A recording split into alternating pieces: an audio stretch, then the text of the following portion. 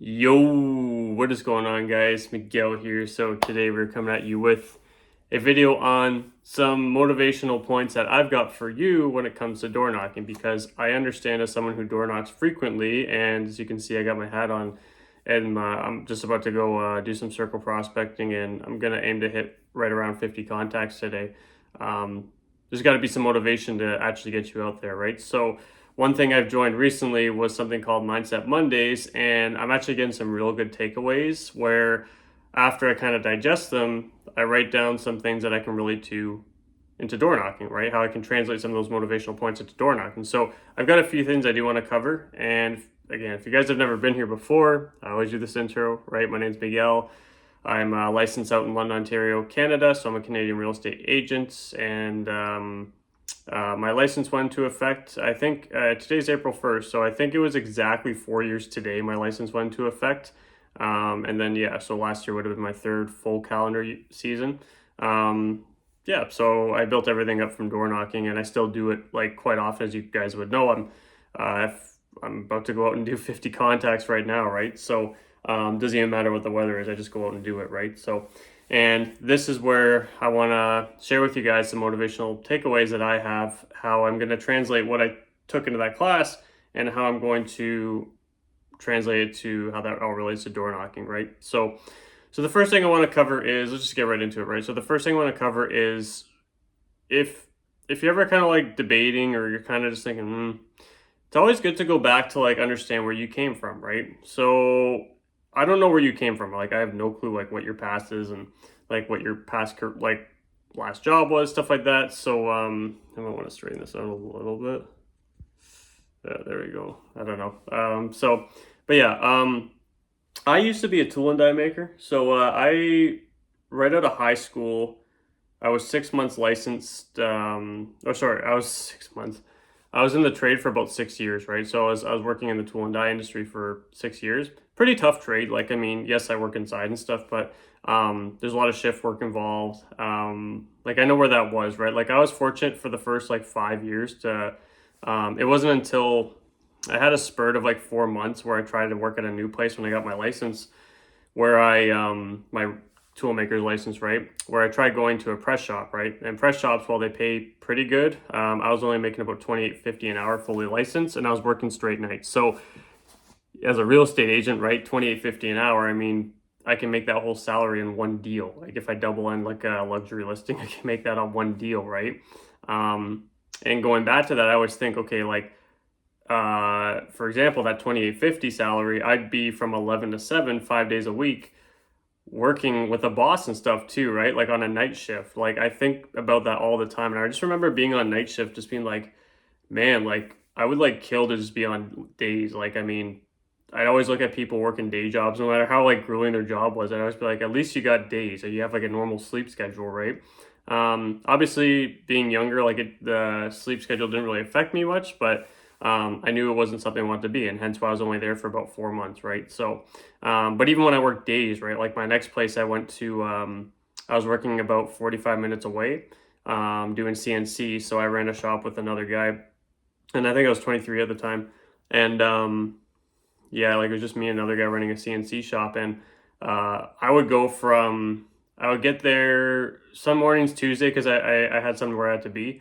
I would get there at 6 a.m., right? But my start time was always 7, right? Like start working at 7, right? And that means like boots on the ground, start working, and that would be from 7 to 5, right? And since I was 45 minutes away, and I had to go down in London, like Richmond Road, gets busy at that time, like I wouldn't get home till 6, right? And even as a real estate agent, like if I get a really compact day, like I'm still coming home around those hours, 6, 7, maybe sometimes 8, depending on how my day's going, right? So I think back at that, and when I was at the CNC shop, I was only making, see, I'm already like 4.5 minutes going over this, but it's something pretty important that I want to talk about. I would come back from the, like, where was I going with this? Yeah, like I was making $25 an hour, right? So although I had day shift, I was making $25 an hour. Previously, where I started, where I was there for about 5-ish years, whatever it was, from 2015 to 2020, I was at a shop with my dad. And, like, I mean, still, I had to start at 7. I was typically working till 4. And then, like, the last year when I started working overtime, year and a half, I worked till 5, right? So, again, this is like all working under a boss, like, I'd have like strict, obviously, break schedules, right? And, like, it was blue collar, right? Like, this was like work. So, I just think back to that and it's like, at that most when I got my license, I got 2150 at that place, right? But most of the time, like before I even got my license, I was making like 1450 an hour. Like the only reason I was able to save so much money while I was working there was because I was living at home, right? And there's no way I could like live off that salary now. I mean, it's so I always think back to those times, right? Like I know what's behind me, right? Like I know I can just have a boss who's just gonna, my boss at my first place, I mean, it was technically my dad in a sense, but he was just like the shop manager, right? So he would kind of see my job and stuff, but I actually had like a boss at the first place. But, there's the other spot where like when I was working days at the other one, the guy was like an engineer and he would always want stuff done in like every 5 minutes, right? And like stuff like that. And I'm like, you know what? Like I'm technically working right now making this video.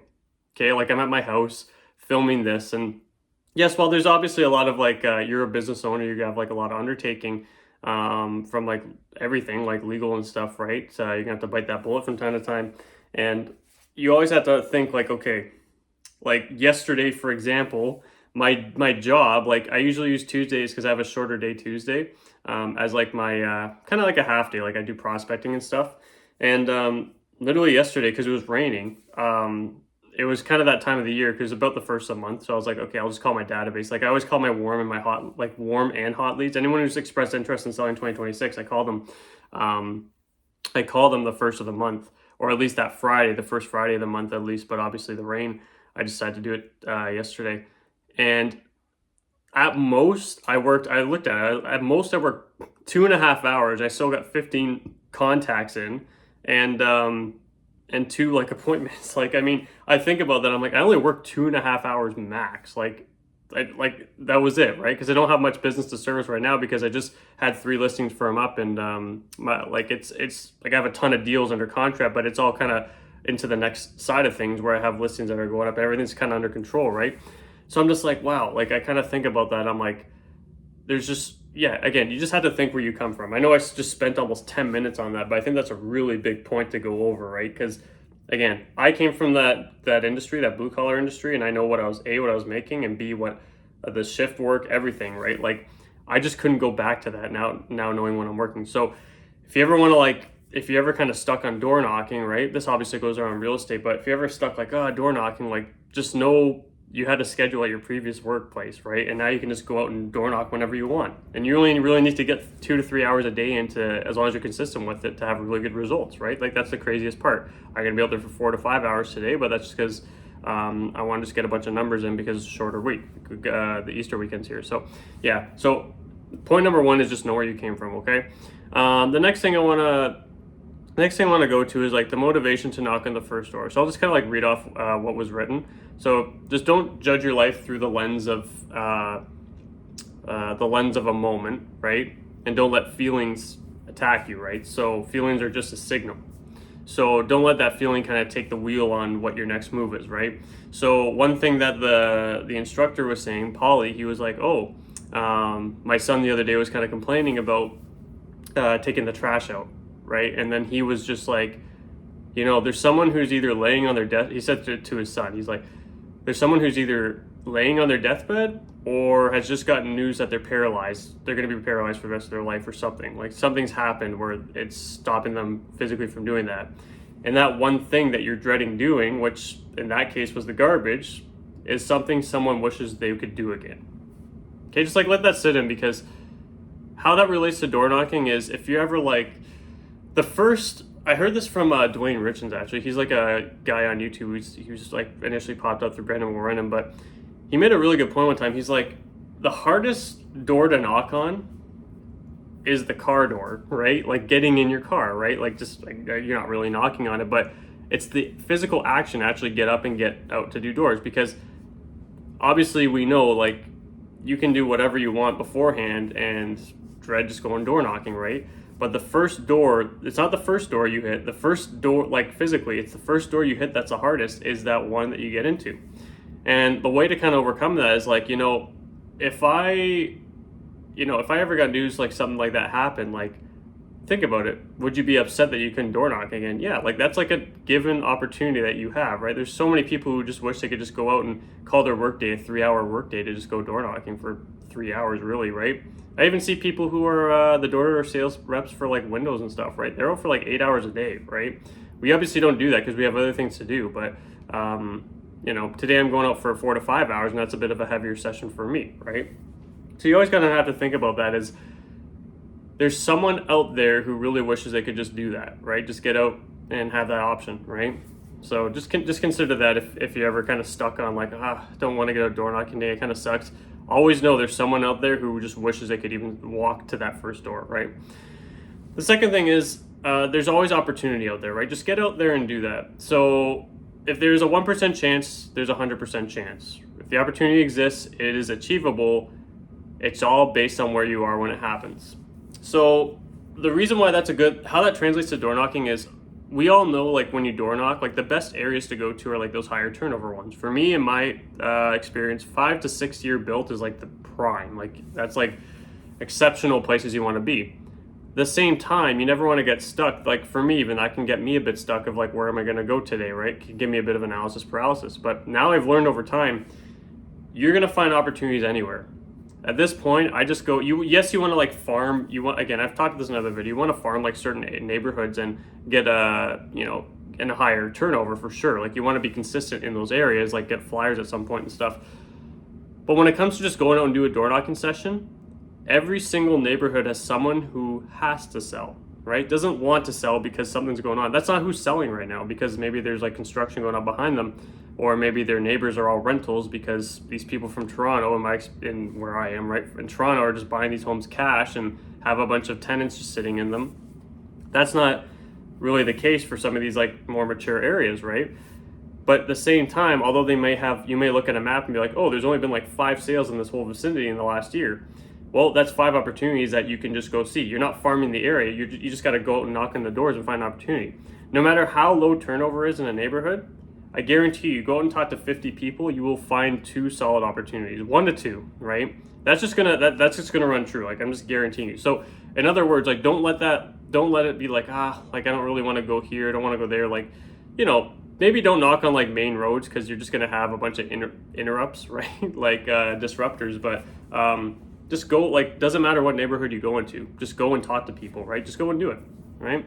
Because I wanted to bring that up because I've even had that myself where I'm like, I don't really want to go, I don't know, this area's not going to have many people selling, like at the end of the day, especially, and what these softer markets have helped me realize is that every single neighborhood has someone who needs your services and has to sell.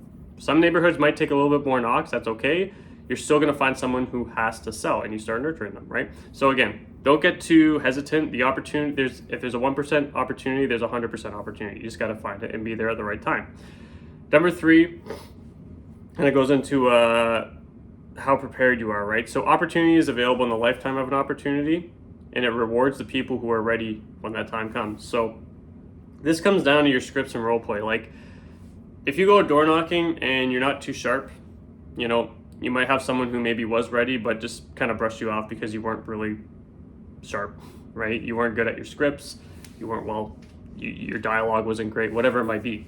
This is why you want to practice and role play your scripts, right? So when I started, when I was, this isn't really a big motivation thing, but it could be because maybe you're like, I don't really want scripts, or you haven't really felt like doing your scripts, right?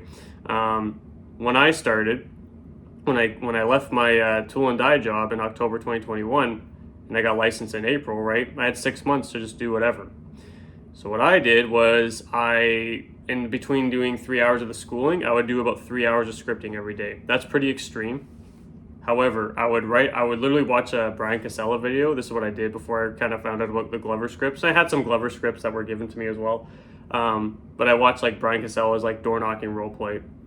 Literally wrote out what he was saying, and those were to this day are still my questions I use as a format, right? I watched him doing the listing presentation. I watched Brandon Moore run, and I think I watched Kevin Moore. Like I watched them doing their role plays, and I just wrote them out, and then I scripted. I was super prepared to the point where once I started door knocking, I wasn't even nervous. I just knocked on the first door and I was excited because I was like, I'm putting this to the test. You got to be in that position, right? You can't be thinking about what the next thing is to say. You got to be motivated to want to actually go to the door and show people how good you are, right? Because the reality is, if no one knows who you are and they don't know how good you are, they're not going to give you business, right? So this should motivate you to actually go out and do scripts, right? You want to have that feeling that I did, where when I first started, I went out and just was excited to knock on the first door, right? Imagine if you could just go out and be excited because you wanted to show people how good you were, right? You wanted to put it to the test. Think of it that way. You're so good at your script that you just got to show someone. You want to go out there and present to someone. Does that make sense? So that's the main thing. Make script that should help motivate you to do scripts and role play. The next point I want to touch on is the more consistent you are, the more consistent the business comes to you, right? You don't just like, you ever see people who are like, oh, like that's lucky, right? Like, yes, luck happens to everyone. Like, don't get me wrong, right? You see some people, it's like, well, that person's really lucky. Obviously, someone who won the lottery, that's lucky, right? That's just sheer luck. Luck is definitely a thing. However, if you're consistent, luck will just find you naturally because you've been following the systems, right? If you believe in the door knocking, like if you're just kind of like, I don't know about door knocking, you're doing it like twice a month or like once a week kind of thing, and you just don't really have the belief that it works, it's not going to work, right? You have to understand that door knocking works and you trust the process, right? When I started, it's guys, trust me, like door knocking is not a speedy process. It's a work in progress because you have to build your database. You're going out there and building a database. And if you're starting from scratch like I did, you're not going to have like, I got my license in April and then my first listing was until September, early September 2022, right? Yeah, 2022. And I got my license April 2022. So it took me 2 full quarters, right? 2 full quarters? 1, 2. Yeah, it took me pretty well 2 full quarters to get a listing, which isn't bad, right? I had a buyer transaction, but then I had that listing. And then again, it just took a while, but keep in mind, it's a slow burn and I had to build my database, right? So the first listing I got from door knocking was September when I got licensed in April. It is a longer process. However, if you're consistent, more opportunities are going to find you. At this point, I have at least one person reaching out with a business opportunity from my database every single week. At least one. This isn't just someone reaching out just saying, oh, nice news article, blah, blah, blah, or like, oh, good job on that. It's someone who's actually like giving me an opportunity to like list or buy with them, right? That's through the process of being consistent. And I also just run into people who just have to sell. And as I've been doing it more and more, a lot of these people are realizing who I am, especially when they see my postcard and they're like, oh, yeah. And it's a lot easier to convert because I've been consistent with the process. Makes sense? So people are now seeing me a lot more because I've been consistent and I'm just following into opportunities a lot more. And that's because I believe in the process from the start and I have been consistent with it. Okay. So the fifth thing, there's only 2 more points I'm going to go through. I already see I'm 18 minutes. Okay. So the other thing is when you're out door knocking is people just simply respect it. Right? So if you haven't been door knocking or watch my videos and you're, number one, if you're watching my videos and you're hesitant door knocking, just go out and do it. Okay. There's no point to be watching my videos and not do it, right? You have to take action. To help you understand taking action, most people at the door, especially if you knock on doors, if you can get a read on a home and it's a nicely kept home, it's you can tell they keep a good number on the home, they're going to have like more than 99% of the time, they're going to have a friendly response, right? Just get a good read on the home. If they keep their home nice and kept, you're going to get a good read.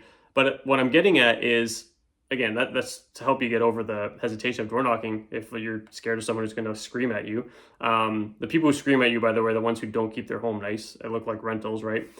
Beware of dogs, stuff like that. So anyways, if you go out door knocking and people see that regularly, they're going to see you as a hard-working real estate agent, especially in 2026. People look at you through a different lens than other agents. So this is what was actually written. Like, we are not built different. We just follow a standard and don't negotiate with it. Our choices differentiate us, which we execute, and we execute whether we feel like it or not. That all comes down to door knocking, right? You do it whether you like it or not. You have to keep a thriving database. I actually had one of our highest producing agents actually called me yesterday, and he was saying he was just saying he's losing a lot of business from like other agents and this and that, and like his year, he actually noticed like it was down, which most people had down years last year, right? But even then, it's partially because you have to keep filling that database, right? I don't care how long you've been in the business for, right?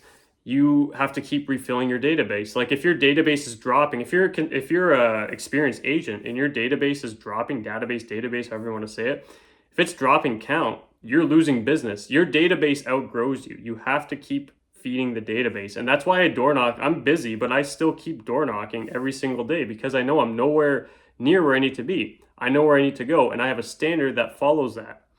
Because of that, people are respecting me and they're calling me on a regular basis, right? Although the market's been shifting downward, although I am a new agent, my business should be going up every year at this point. I'm 4 years in. I have every opportunity to have a worse year than I did previously because now I've been in it for a few years. However, I always look to grow. And by doing that, people are seeing that and respecting me through the process, right? I don't negotiate with, okay, I probably don't need a door knock today. No, I know I have to. If it's in my schedule, I got to go door knocking. It's part of my job, right? It's part of my job description. So again, people respect you when you door knock. So if you're hesitant, just think about it that way. A, people respect you. And B, if you don't door knock, especially if you're an experienced agent, you're not going to have enough of a consistent database, right? Some people do get lucky, like we were just talking. Some people get lucky and they just have a really extensive database through their family. I know some people who are related to like big developers and stuff. Like they just have business fed to them for that reason, right? But the same time, everyone's going to have a database that outgrows them. Ryan Serhant, like all those big agents, they all lead gen still, right? There's no world where you stop lead generating. It's part of the job. Because of that, you're going to have a growing and thriving database. When the market springs back up, you're going to see it. You're going to notice it big time, and people are going to respect you through the hustle. Okay. The last thing I want to touch on is peace and happiness is found through understanding and not a circumstance. It's built in perspective. What I translated that to is your why. Okay, why are you doing this, right? For me, I want to become the real estate agent guy that everyone in the city knows. If they see me, they're like, yep, that's the real estate agent guy. Everyone's calling me for that reason. I want to meet everyone in London at their doorstep, right? I want to be contributing. At the same time, I want to share my journey with people, how I built everything door knocking, right? I do these videos because I want to coach people one day on door knocking, right? That's like my passion. Like when I think about it, I'm like, you know what? I love just like kind of like coaching people on it, right? I don't necessarily love the idea of like having someone who's like hard to manage, right? I know that can come with coaching, but just doing these videos and giving you guys some advice, I like that, right? That's why I want to do it. So that's why I keep door knocking, because it gives me an opportunity to keep building my skill set. At the same time, it gives me that journey and that pathway to show you guys how I've built a successful business, right? Here's the point, right? If you're not consistently door knocking, or you're not consistently doing the activities that you know you need to do to get to being a successful agent, you have a why problem, right? Jeff Glover said that. He said that very clear. Like, you don't have a time management problem, you have a why problem. And don't get me wrong, I can be better with my time, 100%. Like, there's some days where I'm like a little bit more leisure with my time, but I still get my numbers in, right? Is there a world where I could just get really intense and just doubling up my numbers? Yeah, but it would just, it would be a little bit inconvenient some days, right? But at the same time, I know where I want to be. I know the numbers I need to hit, and that's why I keep doing it, right? So you have to like understand why you're doing it, right? Like, what is your why? Why are you doing it? Why did you get into this business? For me, I just explained that, but I also know what's behind me too, right? I have zero business background. I literally just came from both my parents are 9 to 5. My girlfriend's parents are 9 to 5. Like, I really don't know how I stumbled across it's just my personality. It just might be my drive, but I always kind of knew like I was a business person deep down, because I always had that motivation to do something that was built on my own, right? And I just know what's behind me, right? There's no way I could go back to what I do. And that's also a big part of my why, right? I know what's behind me. I know why I'm doing it, and I know what I want to do moving forward, okay? So that's a long video. I know that's going to be 25 minutes pretty well, but I hope you guys like that. Again, I'm going to try to be doing these once a week. Again, I know I get busy sometimes. I'm doing this basically, I'm using this as I call it a copyright part of my schedule, but that's when I can actually make content and stuff, because I think I get too much in the weeds of like I do all the work, and then on my off time when I'm supposed to be off, I'm just doing videos, which I don't see this as work, but the reality is being a realtor, content creation is work. I just don't see it that way, right? So, but again, I hope you guys like that. We'll see you in the next one. Peace.